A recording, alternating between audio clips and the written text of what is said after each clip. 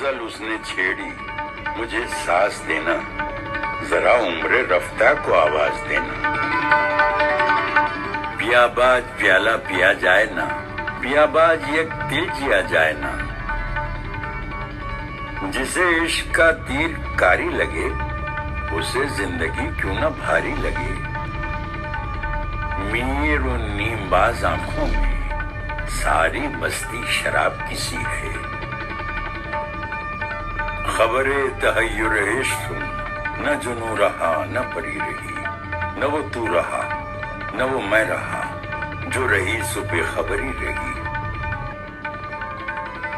हमको मिटा सके ये जमाने में दम नहीं, हमसे जमाना खुद है, जमाने से हम नहीं।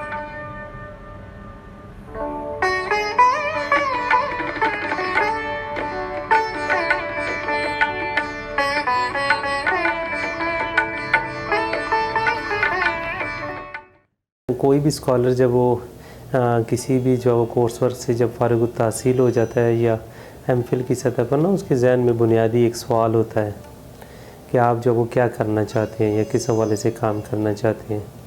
तो चूँकि मेरा अदब से ताल्लुक़ एक आगाज़ ही से था, मैं जिसे कहते हैं ना बचपन ही से मुझे इकबाल का शेदाई था। और जब PTV पे उनके कुछ अशार आते रहते थे या फिर मैं किसी जगह अखबार के तराशों में से उनके जो वो शेर लेता रहता था और अपने पास ना जमा करता रहता था। तो अदब में मेरा जो जिसे हम कहते हैं वरूद हुआ है या जो अदब में आया हूँ, वो बुनियादी तौर पर मैं अपने शौक़ की वजह से आया हूँ। तो फिर सीधा जब मैं एमफिल इकबाल स्टडीज़ में यहाँ पे अल्लामा इकबाल ओपन यूनिवर्सिटी में आया, तो फिर सलीम अहमद पे मुझे जो वो काम जो वो करने का मौका मिला। सलीम अहमद अक्सर एक कहा करते थे, अपनी तहरीरों में भी ये बात नज़र आती है, इंटरव्यूज़ में भी, कि इंसान को बाज़ औक़ात ऐसे सवाल भी उठाने चाहिए कि जिनका उनके पास जवाब ना हो। तो इसीलिए इससे पहले मैं 2 शख्सियात पे काम जो वो कर चुका था। एक तो सैयद यूनुस शाह साहब जो हमारे हज़ारा की इल्मियत भी शख्सियत थे, उन पर, और सलीम अहमद पे काम कर चुका था। तो जब मैं PhD के काम पे आया तो नमल से मेरा जब कोर्स वर्क जब मैं फ़ारिग हुआ कोर्स वर्क से, तो मेरे जहन में बहुत से सवाल जो वो गर्दिश करने लगे कि किस हवाले से काम करना चाहिए।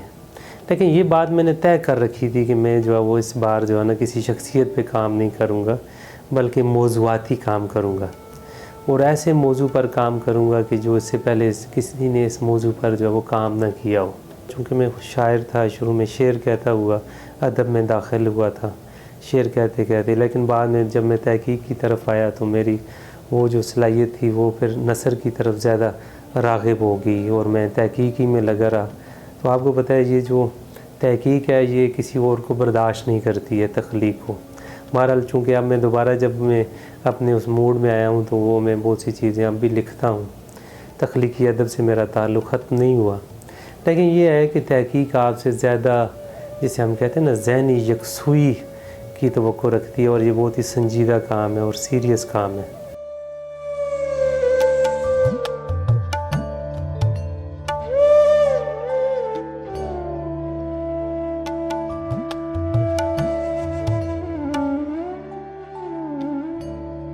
मैं फिर इस एंगल पे सोचने लगा तो गज़ल पर मुझे 20 किताबें जो वो नज़र आई ना। गज़ल को तहज़ीबी सतह पर भी देखा गया, मौज़ूआती सतह पर भी देखा गया, इस्लामी सतह पर भी देखा गया, इस्लामी नासर भी तलाश करने की कोशिश की गई। अपने आयत के जो जिसे हम कहते हैं बड़े शुअरा जिनमें मीर हैं या गालिब हैं, उनको भी देखा। फिर उन पर जो काम हुआ, गालिब शनासी पर भी, मीर शनासी पर भी बहुत ज़्यादा काम हो चुका था। अब इसमें एक नई राह मेरे लिए पैदा करना बहुत ही मुझे मुश्किल नज़र आ रहा था। अच्छा, आम तौर पर हमें वो पढ़ाया भी ये गया, समझाया भी गया और हम ख़ुद भी यही समझते आए कि हिंदुस्तान में जब मुसलमान आए तो मुसलमानों ही ने हिंदुस्तान को जो है वो सब कुछ दिया। हमें ये बताया गया कि यहाँ पर जो वो से राजवाड़े थे, ठीक है, वो आपस में जो है वो हमेशा दस्तो गिरीबान रहते थे। मुसलमान आए और उन्होंने आकर उन्हें मुतहद किया और मुतहद करने के बाद जो है एक इस्लामी हुकूमत की या हिंद इस्लामी हुकूमत की बुनियाद रखी। अच्छा, ये चीज़ें हमारे जहन में ना बैठी हुई थी मुख्तलिफ़ हवाले से। मेरे जहन में फ़ौरन एक सवाल पैदा हुआ कि हिंदुस्तान में ये बात ज़रूर है कि हिंदुस्तान को मुसलमानों ने बहुत कुछ दिया।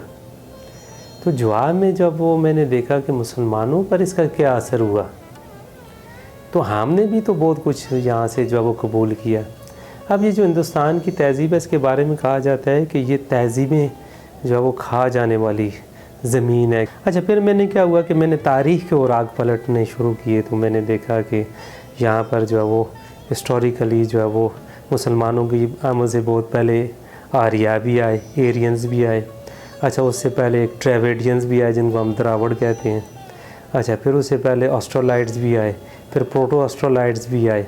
अच्छा, यहाँ तक कि ये जो हमें हमारी तहज़ीबी हवाले से ड्रेविडियन या जिनके आसार टेक्सला में या मोहनजोदड़ो में हमें जो मिलते हैं, तो उससे पहले आमरी नाल की तहज़ीब भी यहाँ पर मौजूद रही है, जिसके कुछ आसार बलूचिस्तान में जो वो मिले हैं। तो कहने से मुराद ये है कि फिर वो उन तहज़ीबों का मैंने मुताला शुरू कर दिया। जब मैंने फिर वो मौजू बनाना शुरू किया तो मेरे जहन में आया कि 20वीं सदी की उर्दू गज़ल पर जो हिंदी असरात आए हैं कि उसके हवाले से जो वो मौजू जोड़ूँ।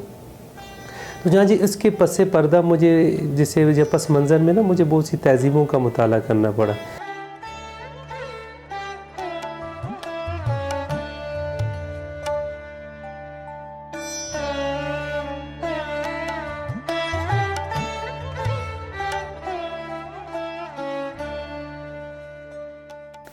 गज़ल जब अरब व ईरान से निकल के हिंदुस्तान की सरज़मीन में कदम रखती है तो यकीनी तौर पे हिंदी असरात से मुतासर होती है, और तारीख़ के अवराक पलटे जाएँ तो ये बात सामने आती है कि ख़ित्ता-ए हिंद अपने अंदर असातीरी देओमालाई, तहज़ीबी, सकाफ़ती हर रंग की एक पक्की और जामे और बड़ी तवील तारीख़ रखता है।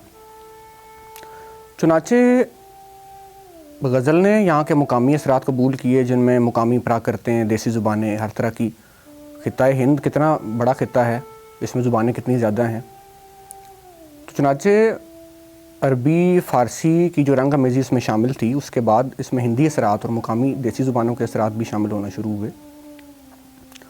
उस सिलसिले में अगर तसव्वुफ़ की तारीख़ देखी जाए तो जो हिंदुआना तसव्वुफ़ था उसमें भक्ति तहरीक, भक्तों का, भक्ति शायरों का एक बड़ा इसमें असर था, जिसमें कबीर दास, तुलसीदास, सुंदरदास और धर्मदास इस तरह के शुरा शामिल हैं, जिनकी शायरी में हिंदी लवाज़मात, हिंदी इंग्रेडिएंट्स, उनकी लफाजी हमें बहुत ज़्यादा मिलती है। आज रंग है माँ, रंग है रिहाँ, आज रंग है माँ, रंग है रिहाँ, आज रंग है माँ, रंग है रिहाँ, आज रंग है माँ,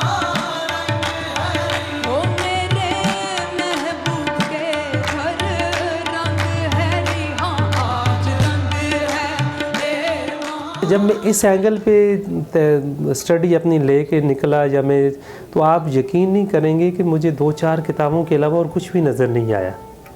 तो चुनांचे वो फिर पूरी एक मुझे जो है वो सिंथेसिस बनाना पड़ा।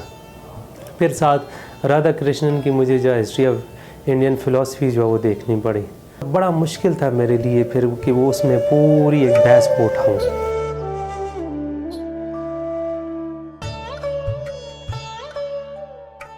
चूँकि मेरा ये तहज़ीबी मुताला था, जालवी साहब की किताब मुझे देखने का इत्तेफाक हुआ कल्चर के उन्वान से। वो कहते हैं कि मैं अब सकाफ़त, कल्चर और तहज़ीब को एक ही नाम कल्चर से जो है वो तशबीह दूँगा। अच्छा, मैंने कहा कि ये तो जहाँ जिस ज़बान के लफ्ज़ हैं तो उसके रूट से जो है वो आना चाहिए। जो लफ्ज़ है तहज़ीब है या सकाफ़त है, साकिफ़ा अरबी से, फिर मैं अरबी लुगात में इनको तलाश करता रहा कि वहाँ पे इसके क्या मानी है। फिर फ़ारसी लुगात देखे, फिर अंग्रेज़ी में देखे। शुरू के कोई 15 सफ़ात में ना मेरे को 1.5-2 महीने लग गए। अच्छा, मैंने उस तहज़ीब के जो बुनियादी अनासर थे, जो स्पिरिट थे, उसे समझने की कोशिश की है। अब मेरे लिए ये बात बड़ी एस्टॉनिशिंग है कि मैं समझता हूँ कि अरबी और फ़ारसी के बाद वेदास जब जो वेद हैं या संस्कृत जो ज़बान है जिसे हम कहते हैं ना, वैसी बाकमाल ज़बान है कि उस ऐद में इसमें वेदास जो है वो लिखेगी। ठीक है, इल्हामी, वो उनको इल्हामी किताबें समझते हैं। अच्छा, उन्होंने एक अरसा तक इसको बचाए रखा कि कोई इसको सुने नहीं, ताकि जो वो, और इसी तरह किसी को सुनता था तो उसके कान में जो शीशा पिघला देते थे। तो तो चनाचे पूरे तहजीबी सतह पर एक आसार हमें वेदास की सूरत में जो है वो हमें नज़र आते हैं।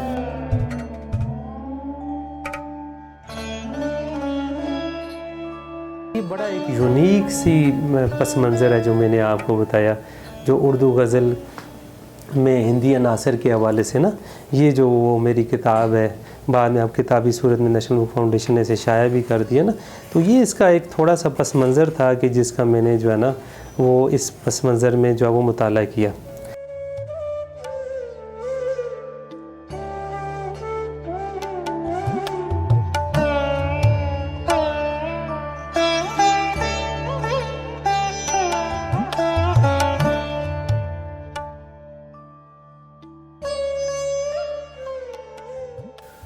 डॉक्टर अब्दुल वाजिद तबस्सुम ने अपने मुकाले जो पीएचडी का उनका मुकाला है उर्दू गज़ल में हिंदी अनासर, उसमें उन्हें गज़ल की एक तारीख़ी मुताला किया।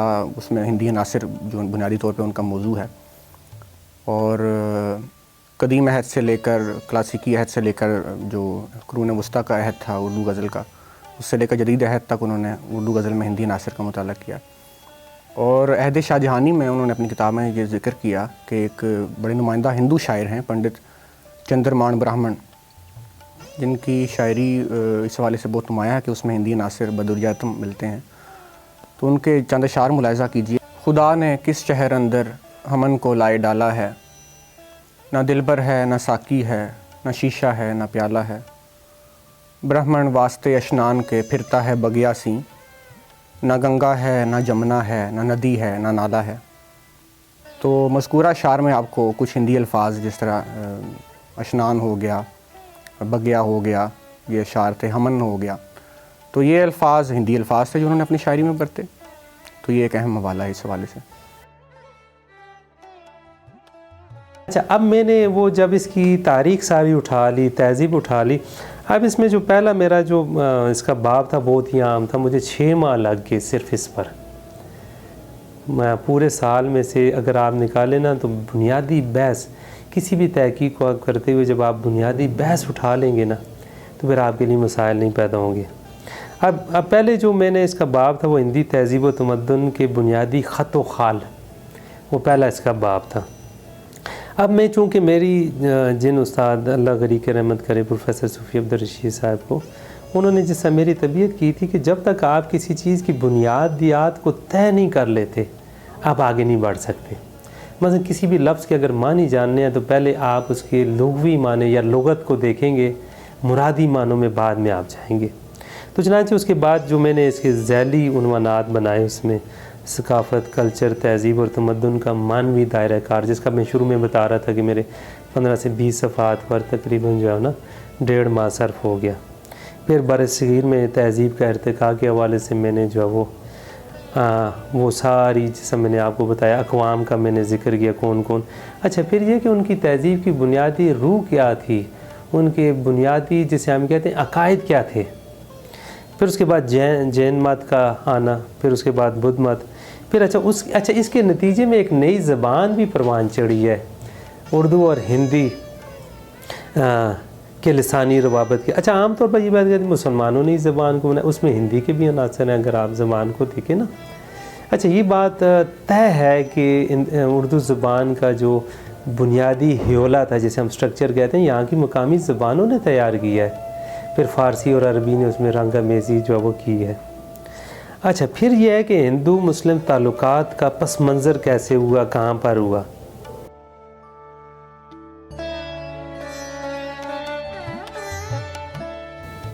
अच्छा, अभी तक हम ये तय नहीं कर सके, आज भी ये बहस हमारे पेश नज़र रहती है कि हमारा असल कल्चर क्या है। क्या वो कल्चर हमारा ये है कि जो उससे पहले ज़मीन से वाबस्ता था, लोगों का कल्चर था, क्या वो क्योंकि अपनाए हुए तो हमने वही है, या फिर जब इस्लाम आया तो वो हमारा कल्चर हुआ।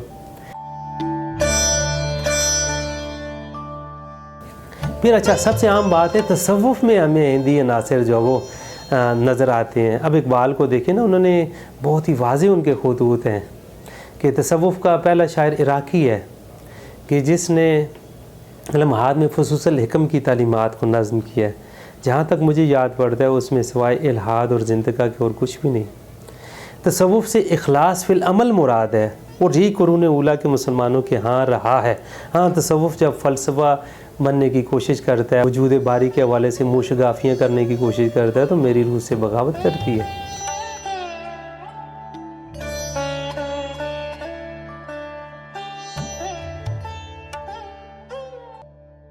अब यहाँ पे देखें ना, जब उन्होंने किताब ली the development of metaphysics in Persia, अब ईरान का भी यही हाल है, चूँकि पहले वो ज़रतुश्त थे, फिर बाद में जब इस्लाम कबूल किया, अगरचे इस्लाम तो कबूल कर लिया, लेकिन उनकी अपनी वो सरिश्त, मसलन जब वो लिखता है शाना फिरदौसी शाना में इस्लाम लिखता है, तो कहते हैं तुफ़ू बर तू है चरखे कोहन, है पुराने आसमां में तुझ पर थूकता हूँ कि ये वो अरब जैसी कौम जो है वो ईरान जैसी सल्तनत की दावेदार हो। हफीज़ जलंधरी कहते हैं कि या फिरदौसी मरहूम ने ईरान को ज़िंदा, खुदा तौफ़ीक दे तो करूँगा ईमान को ज़िंदा। तो यहाँ पर फिर तसव्वुफ़ में हम देखते हैं कि एक असरात हमें जो वो हिंदी जो वो नज़र आते हैं, हिंदी पे ये दारशिकों में आकर अपने उरूज को पहुँच जाते हैं। अच्छा, बुनियादी तौर पर जो यहाँ पे जैसा मैंने कहा ड्रेविडियन कॉन्सेप्ट था, आवागमन का तस्वर किया, जन्म का तस्वर जो बाद में एरियंस के यहाँ भी हमें जो वो नज़र आता है कि मुख्तलिफ जो है वो हमें जो है वो असरात उसके नज़र आते हैं। गालिब ने भी एक शेर में इसको सब कहाँ कुछ लाला गुल में नुमायाँ हो गई, खाक में क्या सूरतें होंगी कि पिन्हा होंगी। गज़ल अमीर खुसरो की जो बड़ी मकबूल उलाम है, गाई भी गई है, जिसकी गज़ल की बुनियाद इस तरह की है कि उसका पहला मिसरा जो है वो फ़ारसी का है, दूसरा मिसरा हिंदी का है। ज़िहाल मिस्कीन मकुन तगाफुल दुराए नैना बनाए बतियाँ, ज़िहाल मिस्कीन मकुन तगाफुल दुराए नैना बनाए बतियाँ, ज़िहाल मिस्कीन मकुन तगाफुल दुराए नैना बनाए बतियाँ, किताब हिजरा नादार में जान नाले हो काहे लगाए छतियाँ। इसके अलावा कई गज़लें मशहूर हैं अमीर खुसरो की, जिस तरह एरी सखी मोरे ख्वाजा घर आई, भाग लगे मोरे आंगन को, अपने पिया के मैं बल बल जाऊं, चरण लगायो निर्धन को।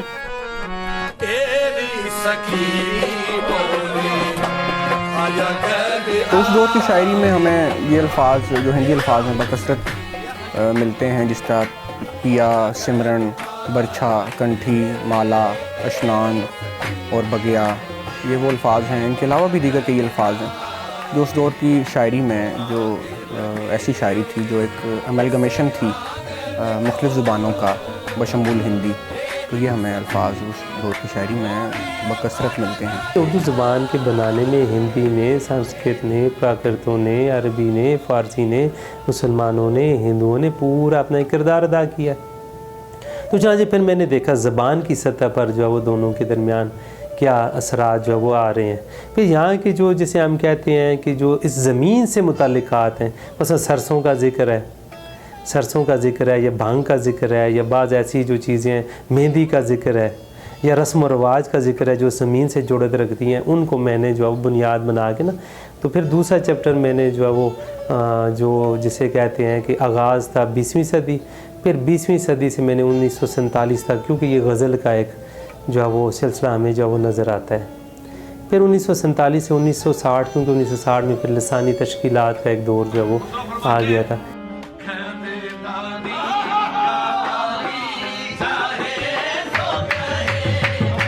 फिर 1960 से 2000 तक एक नई गज़ल का जो तजुर्बा जो है वो हमें जो है वो नज़र आता है।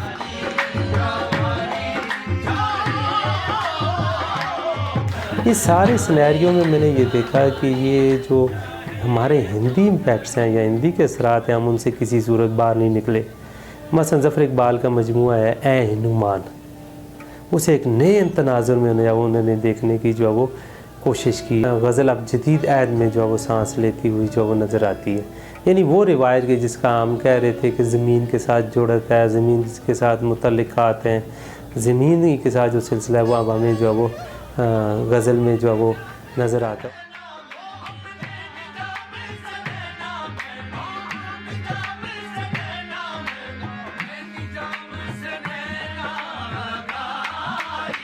तो बाज़ ऐसी ऐसी कैफियत हमें जो वो उनके यहाँ मिल जाती हैं, बाज़ नए मज़ामीन हमें जो वो नज़र आते हैं जो इससे पहले उर्दू गज़ल में जो वो हमें नज़र नहीं आते थे।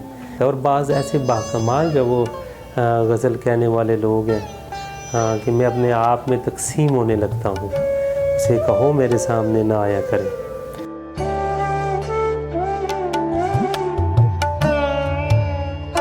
नाव कागज़ की सही कुछ तो नज़र से गुज़रे, इससे पहले कि ये पानी मेरे सर से गुज़रे।